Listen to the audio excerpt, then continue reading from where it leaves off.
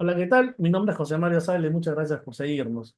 El día de hoy, y luego de buscarlo intensamente, puedo conversar con el embajador y ex canciller de la República, con José García Belaúnde. Embajador, complicado poder ubicarlo en estos días. Creo que ha estado en actividades académicas y muchos compromisos de esa naturaleza. Bueno, sí, algo de eso ha habido. He estado de vacaciones en Lima, pensando que febrero era un buen mes para ir a la playa, pero ya no lo es, gracias al cambio climático. Y después he tenido cosas acá en Europa, en Madrid, y esta semana he estado en Nápoles, en una reunión académica. Pero en fin, ya estoy más liberado. Bien. Hoy quiero conversar con el embajador, con quien ya he tenido la oportunidad de entrevistarlo en otras ocasiones. Considero que es una de las personas que más sabe y conoce la política exterior latinoamericana, peruana y también de lo que viene sucediendo en Europa. Quiero hablar hoy día con el embajador sobre lo que está pasando en Europa. Yo quisiera primero empezar haciéndole un pedido de tal vez realizar una reflexión política con respecto a los últimos sucesos. Esta nueva política, o no sé si es tan nueva, porque creo que responde a un paradigma de la política exterior norteamericana que tiene que ver con un cierto aislacionismo, que, como bien sostenía Kissinger, lo defendió en su momento Roosevelt, Theodore Roosevelt, ¿no? Eh, frente a lo que fue el paradigma wilsoniano de una visión más internacionalista, ¿no? Pareciera que la administración Trump se inclina ahora por resolver sus propios problemas o en todo caso atender problemas más cercanos a sus fronteras, como puede ser el Golfo de México, Groenlandia, el Tratado de Libre Comercio con Canadá y con México, y no preocuparse tanto por lo que ocurre con sus aliados europeos. ¿Cuál sería su reflexión al respecto, embajador? Bien, tiene usted razón en lo que dice, de que en el sentido que parece que ese internacionalismo que aparece en Estados Unidos en la Primera Guerra Mundial y que sirve después en la Segunda Guerra Mundial para terminar con el triunfo de los aliados y con el establecimiento de Naciones Unidas y todas las instituciones de Bretton Woods, eso parece que ya es el pasado para siempre. Pero ahí hay que tener una lectura también bastante más fría, ¿no? De alguna manera, Europa hipotecó su seguridad. Europa, gracias a la Alianza Atlántica, destinó muy poco dinero a su defensa y, y, este, y confió que ese no era un problema. Y de pronto se ha visto en las circunstancias en que sí tiene que asumir su propia defensa, que eso le va a costar mucho dinero. Acaban de aprobar un presupuesto de 800.000 euros para potenciar la defensa europea, más lo que 800 mil 800.000 de la millones. Unión Europea, 800 mil 800.000 millones, millones. perdón, 800.000 millones, más lo que venga del Reino Unido, que ya no es parte de la Unión Europea, como sabemos muy bien. Entonces eso sí le va a dar a la Unión Europea una gran fortaleza, pero un gran esfuerzo también. Por ejemplo, todos los países debían haber llegado ya al 2% o estar cerca del 2%. Pero un país como España está en 1,28. O sea, el camino al 2% del PBI en gasto de defensa es un camino muy largo todavía. Entonces, ahí sí yo creo que ese va a ser un gran esfuerzo. Pero dicho eso, Le hago una pregunta. ¿Usted cree que el camino para aumentar el gasto del presupuesto público para la compra de armamento pasa por desmantelar el Estado Social Europeo? Ese es otro tema que se planteó. Yo creo que es casi imposible desmantelar el Estado Social Europeo. Pasa necesariamente por aumentar impuestos y pasa necesariamente por liberalizar un poco la norma rígida del déficit fiscal.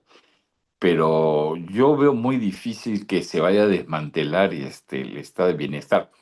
Es posible que se revisen algunas cosas, es posible que haya mucha grasa que sacar en algunos programas, pero de ahí a imaginar que el estado social, el estado de bienestar social que hay en Europa vaya a desaparecer porque se gasta más, yo lo dudo, yo lo dudo.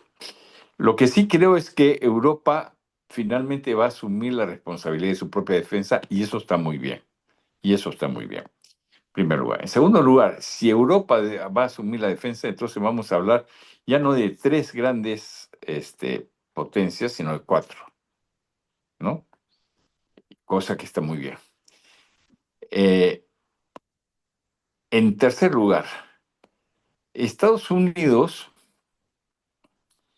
va a gastar menos en defensa y gastar menos en proteger a aliados y va a concentrarse más en su propio espacio, llámese en políticas internas, llámese en relación con sus vecinos.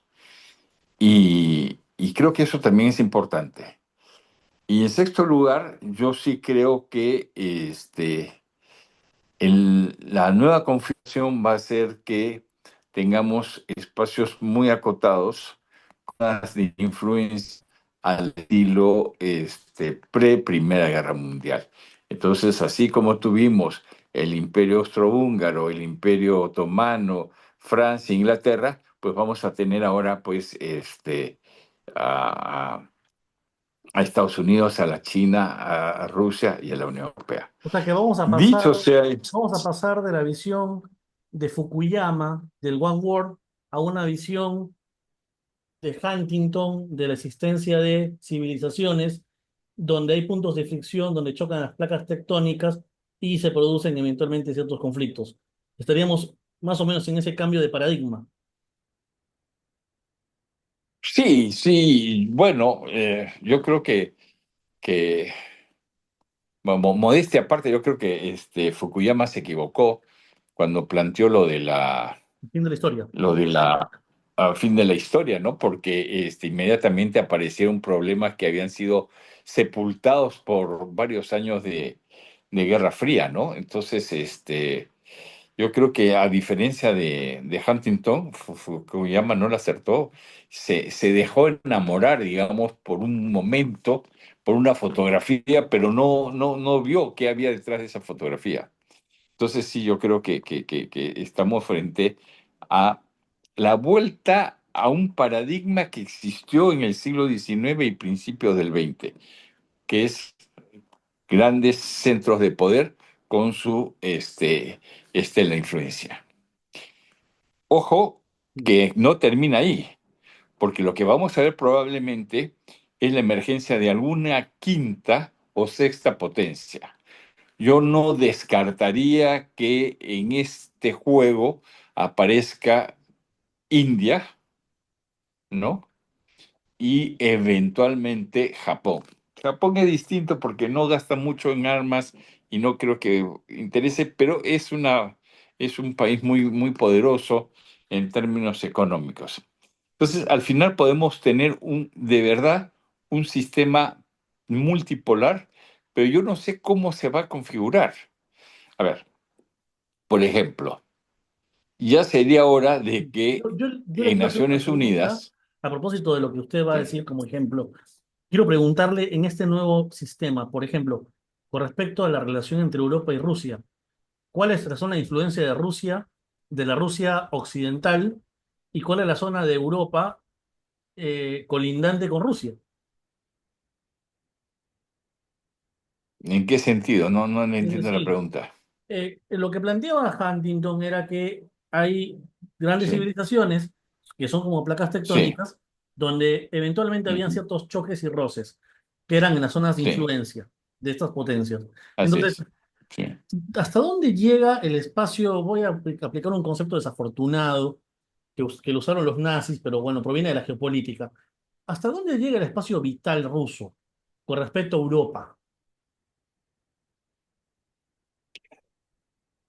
Bueno, mire, el espacio vital ruso puede ser tan grande como quisieran ellos o tan chico como lo permite Europa.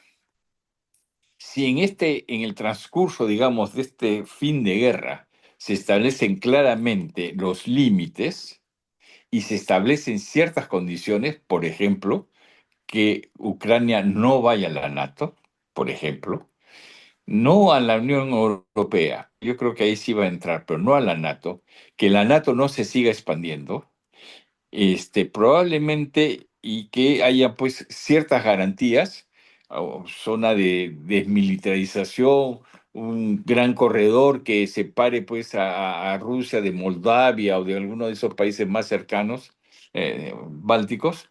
Yo creo que sí, sí, podría hacerse un conjunto de medidas que permita diseñar un nuevo orden. Pero dicho eso, lo que yo no veo es cómo se va a negociar eso. ¿Quién va a negociar por quién? Porque Estados Unidos podrá querer ciertas cosas, no puede imponer, no está en condiciones de imponer, sobre todo cuando está dispuesto a no hacer la guerra. Entonces, yo lo que no veo es un Yalta, ¿no? Versión siglo XXI, que defina, ¿no? Cuáles son las áreas de influencia de cada cual. Hay algunas que son muy claras, Estados Unidos y América Latina está muy claro, ¿no? Europa más cierta parte de Europa del Este está muy claro. Asia, la China la tiene muy claro, y la India, pues y sí, pero ¿dónde termina el área de influencia de uno y dónde comienza la de otro? Yo no lo tengo claro y no sé si alguien lo tenga muy claro. ¿Ah? Y yo sé que, por lo que leo acá, que Moldavia y los otros países bálticos viven muy preocupados porque se sienten que son las próximas víctimas de la inseguridad de Rusia, ¿no? Ahora, Rusia tiene una configuración de imperio, es decir, por la dimensión que tiene, Rusia es un estado que permanentemente va a estar en expansión. Su historia lo ha demostrado. Además que Rusia es un estado militar. Pues el complejo militar ruso es potente.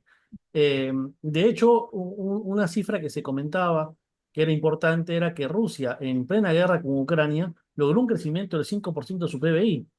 Es decir, cuando usted menciona que no tenemos la posibilidad, al parecer, de una nueva Yalta, Yalta, la reunión de los líderes de las grandes potencias, yo pienso, y le formulo la pregunta, ¿no será tal vez que esto que está haciendo Trump y que en Perú más bien piensan lo contrario? Yo creo que Trump en ese momento lo que está haciendo es evidenciar de que Estados Unidos ha entrado en una fase de responder tal vez a una suerte de situación de, no voy a decir la palabra decadencia porque suena muy fuerte, pero podríamos hablar de una suerte de retroceso en su posición de primer país del mundo, de país hegemónico. Trump quiere revertir esto usando, digamos, instrumentos como los aranceles, sacando el apoyo que le da a Europa. Pero nuevamente, esto mostraría que Estados Unidos está en una situación complicada de retroceso de su hegemonía y también otros países como por ejemplo la gran locomotora de Europa que es Alemania. En este momento, digamos, la voz autorizada para poder hablar de Europa debería ser, creo yo, y usted sabe mucho más que yo en ese sentido, embajador, el señor Macron y el canciller alemán, el señor Merz, que recién va a configurar gobierno antes de Pascua, lo ha dicho, donde al parecer va a ser una alianza con los socialdemócratas para evitar que se rompa el cerco, creo que le llaman el cordón sanitario, ¿no? Y no ser alianza con Alternativa No para le escucho, no Alemania. le escucho. Sí, no, le decía, esta situación no evidencia la falta de un Yalta, Sí, no le escucho. evidencia que Estados Unidos ya no es la gran potencia y de hecho el factor Trump muestra eso y por otro lado Europa tampoco es un actor, digamos, preponderante, y esto se demuestra en la crisis interna que está viviendo Alemania en estos momentos y que lo tiene el señor Macron de alguna manera encabezando, liderando lo que es la Unión Europea. A ver, vamos por partes. Yo Bien. creo que no hay irracionalidad en lo de Trump. Ojo, que no nos perdamos de vista porque Trump tiene pues estas actitudes bufonescas, tiene estas actitudes atrabiliarias. No, no, no. Trump tiene muy claro, porque lo sabe su gente, que este país ya, en el año 2000, Estados Unidos ya no podía seguir el ritmo de protector de toda la democracia del mundo que se había impuesto antes. Eso lo tenía muy claro y que eso ya no daba más. Por eso es que Trump está buscando la fórmula para gastar menos en armas, para, como no quiere subir impuestos, él quiere recortar el gasto en todo, armas, burocracia, etcétera. Tener ingresos adicionales vía impuestos a las importaciones, que son los aranceles. Entonces está muy claro que Trump sabe qué país está gobernando, lo tiene muy claro y a dónde quiere llegar.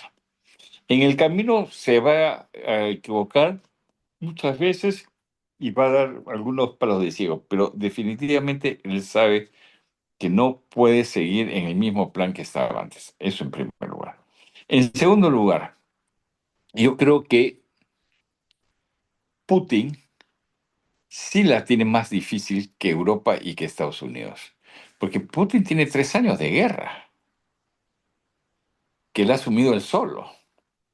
Y por consiguiente, eso en términos de costo de vida, en términos de vidas sacrificadas, en términos de malestar social, etcétera, eso le va a pasar factura tarde o temprano. Yo no creo que la economía rusa esté tan bollante como se dice, y es posible además que las nuevas sanciones que ha anunciado Trump que le va a poner a Rusia le puedan hacer mayor efecto. O sea que ahí yo diría que Rusia no está tan bien, pero es un poder militar, como usted lo señala muy bien, y como tal se va a defender. Pero no tiene las condiciones económicas para que esa defensa sea muy efectiva. Entonces nos quedamos con China, que mira este panorama de lejos, tranquila, sin alterarse, sin alterarse. Este no es su historia. Y tenemos a Europa, que se ha despertado tardíamente, debió ver venir esto, nunca quiso ver cómo venía la mano. Y entonces ahora sí Europa está reaccionando. Europa ha reaccionado en otras circunstancias muy bien. El caso más dramático que todos vieron, cómo Europa reaccionó, la mejor de todas los grandes países, frente a la crisis del COVID. Fue la primera que empezó a vacunar, etcétera. Entonces, Europa, digamos que está en capacidad de hacer algo. Alemania, como gran Sí, Europa locomotora. está. Y Alemania sí, porque Merz tiene una idea muy clara. Merz tiene idea muy clara y yo creo que los socialdemócratas lo van a ayudar a hacer gobierno y va a mantenerse el control sanitario, sí. Sí. Y Macron, pues, podrá ayudar, pero Alemania va a ser el gran motor. Entonces, si Europa se une como que ha habido de acuerdo para sacar adelante estos 800.000 millones, entonces sí se puede hacer cosas. No podrá quizás Europa poner sanciones conjuntas o nuevas sanciones a Rusia, etcétera, pero sí decididamente desarrollar un sistema de defensa apropiado, sí lo va a hacer. Sí, eso sí creo. Va a tomar su tiempo, ¿ah? Bien, embajador, la última pregunta, la dejo por estos minutos. Es una pregunta tal vez ingenua. ¿Qué rol puede desempeñar el derecho internacional en este escenario global de profundas transformaciones, de guerras, de emergencia de nuevos actores dentro del tablero internacional? Eh, quiero mencionar un caso que me parece interesante, que lo escuché el día de ayer. La reacción de China frente al aumento de los aranceles por parte del señor Trump ha llevado a que China presente una demanda ante la OMC. Es decir, China, bien o mal, está yendo por la vía que debería ir todo, cualquier país que esté siendo afectado, que es la vía institucional, de ir a la institución internacional a que atienda el reclamo, queja, demanda. Pareciera que China va a responder de esa forma a todos los planteos que la administración Trump le pueda hacer en el tiempo que Trump esté en el poder. ¿Usted lo ve de esa manera? Es decir, tanto el derecho internacional como las instituciones, como en este caso la OMC, pueden ayudar a ordenar un poco este caos internacional en el que está sumergido el mundo en este momento. Mire, perdone que sea un poco escéptico, ¿ah? La OMC tiene dos funciones para las cuales fue creada. La primera, negociar desarme arancelario y paraarancelario, o sea, medidas no arancelarias que obstaculizan el comercio. La última ronda fue la ronda Doha que terminó, ya sabemos cómo, sin nada. Desde entonces, y eso como 10 años atrás, no ha habido ningún intento de rescatar la función negociadora de la OMC. Y la otra función que tiene la OMC es la solución de controversias. Y eso se hace a través de unos paneles que no han sido renovados y por consiguiente no pueden funcionar. Entonces, no sé por dónde China va a meter este tema a la OMC, porque la OMC no tiene los paneles que tienen que ser nombrados por los países, ratificados, etcétera. Tienen todo un procedimiento. Entonces, no entiendo muy bien por dónde va lo de China. Hacer una denuncia en la Secretaría General de la OMC, sí. Una denuncia que además circula entre los países, sí. Una denuncia que pueda ser discutida en una asamblea y que la asamblea haga un comunicado, también. Pero eso son recomendaciones. Los paneles sí tenían capacidad de obligar a un país a actuar. Este, pero, pero la asamblea no. Entonces, no sé por dónde va la cosa. Mire, cualquier estudiante de derecho lo primero que le enseñan es que que el derecho va de la vida, ¿no es cierto? Primero es la vida y después viene la norma. Entonces, evidentemente tenemos ciertas normas de derecho, pero se está configurando una situación en que esas normas probablemente no son suficientes y que habrá que buscar otras nuevas normas. Hay algunas que son indiscutibles. Pero hay otras que probablemente tendrán que adaptarse. Mire, por ejemplo, Naciones Unidas. El principio de Naciones Unidas es la universalidad. Eso significa cada país un voto. Pero hace 75 años, o 70 años ya, el año 45, este, cuando se creó Naciones Unidas, hicieron una excepción a la norma de la universalidad. Y es que los 5 países ganadores de la guerra, que era Estados Unidos, Rusia, China, Francia e Inglaterra, tuvieran veto en el Consejo de Seguridad. Eran miembros permanentes del Consejo de Seguridad y por consiguiente nada que se aprobara en el Consejo de Seguridad se podría hacer sin el consentimiento de los 5. O la abstención o el sí. Pero el no de uno de ellos era suficiente para que no prosperase.